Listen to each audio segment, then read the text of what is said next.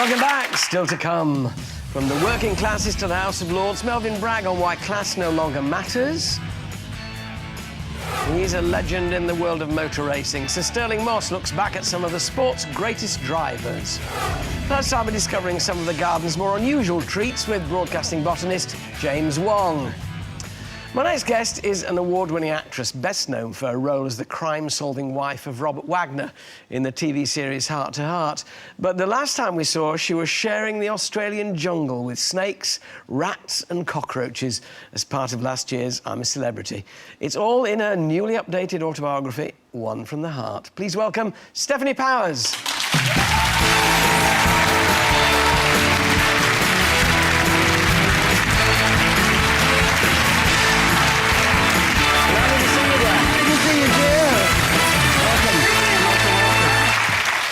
Goodness, I did feel for you among all those rats and cockroaches and insects. I don't mind those sort of thing. I grew up with them, you know. Yeah. I had rats all over the house, and no, I actually raised white rats when I was a kid, and I had a snake, boa constrictor. Actually, when I was with William Holden, he had a boa constrictor called Bertie, and if I slept too late, Bertie would go in the bed with me and wake me up. They're very nice. They're not slimy. They're very nice creatures. Good old faithful snake. I gather you rang Biggins once or twice before you went in. I rang him once, yes. Well, what did he say? He said, "You'll be all right." He said, "You'll be all right," and then let me jump in with... I'd never seen the show, so... That would explain why you went on it, Stefanie. Because a lot of people would say, Stefanie Powers, she's so huge, what does she want to go on I'm a Celebrity? Get me well, there were a couple of reasons. One of them was also, you know, probably... instrumental in the reason that I also wrote a book. I had two life-changing events that came rapidly in succession. One was the death of my mother, rapidly followed by my own dealing with and having surgery for lung cancer, which is the most common form of cancer. I am a recovering lung cancer victim, and I had resumed, while I was sort of emotionally and physically repairing from both of those events, I wrote the memoir that we would be talking about. But one of the components of my life which I had not resumed, and almost all the other activities I had resumed, was my life out of doors, which has been my entire life. Well, also that's the William Holden Wildlife Sanctuary out there. And we talked about last time you were on about that amazing sanctuary that's out there, and your life with William Holden, which, you know, don't want to go over again that, but you've updated the book to include stuff since then. Well, yes, because, you know, when we went into the jungle, we're not allowed to tell anybody anything, and it was just about the time that the paperback was supposed to be published.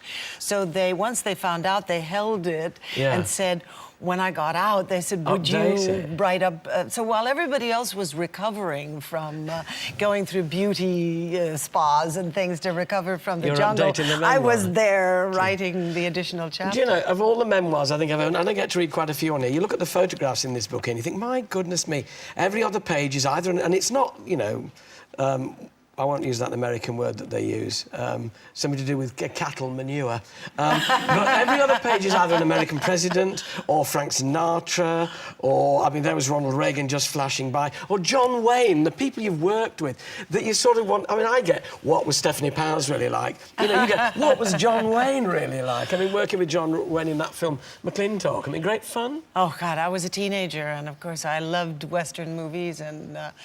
if ever I could have had a dream, it would have been to be in a movie with John Wayne. I loved all his iconic films, The Searchers, all of his fabulous films. He didn't let you down then? Was he good fun to be with? He never let me down. I became adopted as a member of the Wayne family until even after his death. I'm still in touch with the family, and I'm sort of this strange addendum. The Waynes always acquired people, and they acquired me.